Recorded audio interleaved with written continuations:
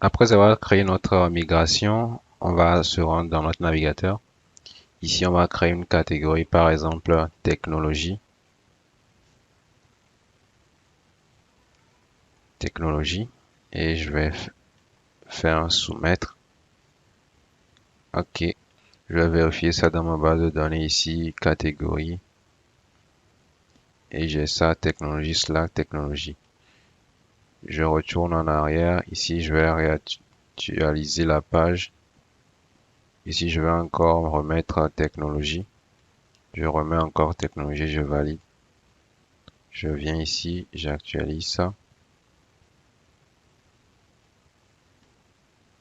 Vous pouvez le voir, on a un nouveau Slack qui a été généré avec l'identifiant 1. Si je recrée encore une nouvelle technologie, ce sera avec l'identifiant 2. On peut refaire le test. Je soumets ça encore et je viens ici, je réactualise la page rapide. Là, on a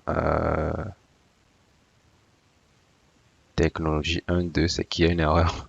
Ça doit plutôt donner 2 tout court ici, donc je retourne dans mon contrôleur. Ici, comment on l'avait fait, si cela existe déjà, le nouveau Slack prend cette valeur. Donc, si le mot Slack technologie existe, on génère ici technologie 1. Si technologie 1 existe, on revient ici, on génère technologie 1-ceci. Or, ce que nous devons garder, c'est la technologie, le premier Slack qui avait été généré ici, à ce niveau. Donc, pour ça, ce qu'on va faire est très simple. Plutôt que de mettre Slack tout court ici,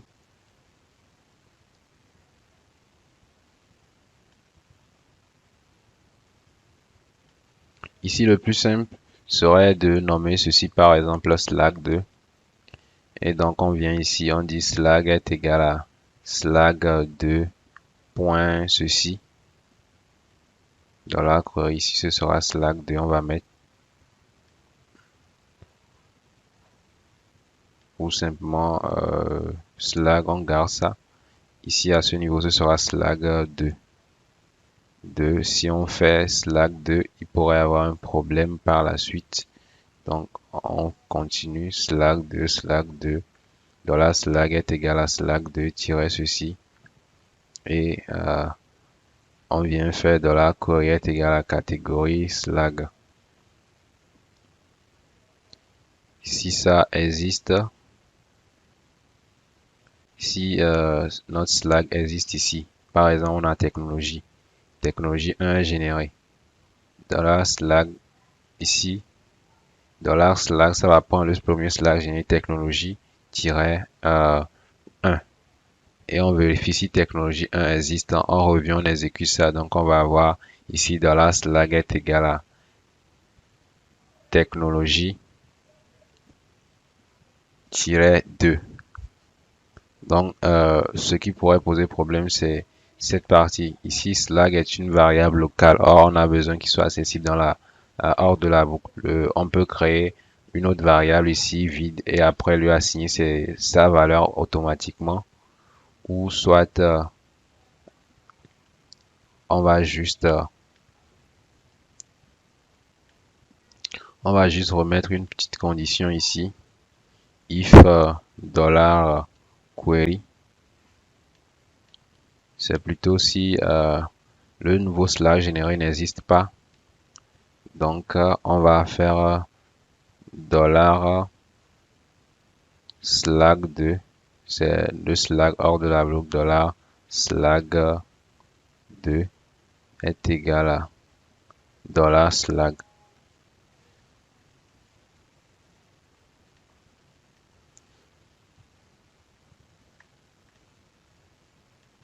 Ici, c'est très simple. Si on génère Slack 1 d'abord, Slack 1, on vérifie. Si on génère Slack, notre Slack, par exemple, technologie, on trouve technologie 1. Si technologie 1 existe, donc dollar query sera vrai ici. Et cette partie ne va pas s'exécuter. Donc, on va continuer à exécuter la boucle. Mais si le nouveau Slack qui est généré, le Slack qui est généré n'existe pas, donc on va passer changer la valeur de notre Slack hors de la boucle en lui affectant la valeur du du nouveau Slack. On sauvegarde et puis on teste. Je colle ça rapidement. Je soumets. J'actualise. On a ceci Slack 2. On va refaire un autre test encore. Ici, je génère toujours un nouveau Slack. Au niveau de la base de données, je réactualise ça rapidement. Et ici, on a Slack 3. Donc, ça fonctionne très bien. C'est bon. Je vais recréer une nouvelle catégorie ici. Technologie. Technologie. Je vais mettre par exemple news ou actualité.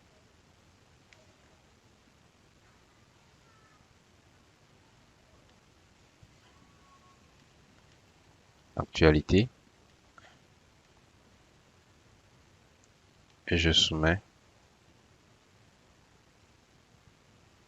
Ici on dit undefined $Slack.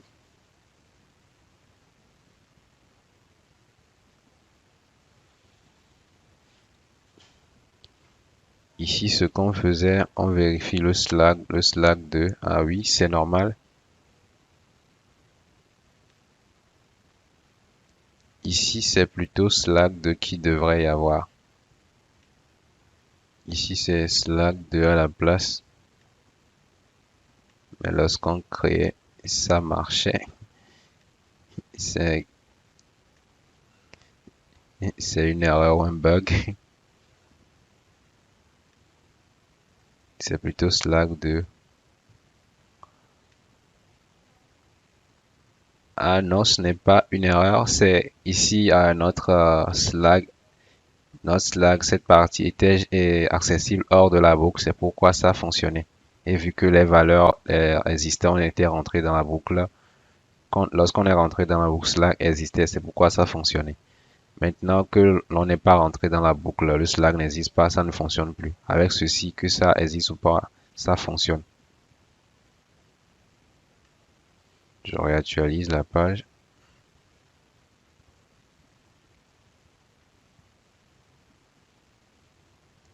Je retourne derrière. Je reviens ici. Il fallait sauvegarder ça, ce que je n'avais pas fait. Donc on retourne encore. Cette fois-ci, on va créer une catégorie tutoriel. On va soumettre ça. On retourne et on va créer encore la catégorie tutoriel. On va au niveau de notre base de données. Je réactualise. Et là, on a ici, actualité a été créée, tutoriel 1 a été créé. On va recréer encore un autre tutoriel pour voir si on rencontre encore un autre problème. C'est bon, le mécanisme marche à perfection. Retrouvons-nous pour la suite.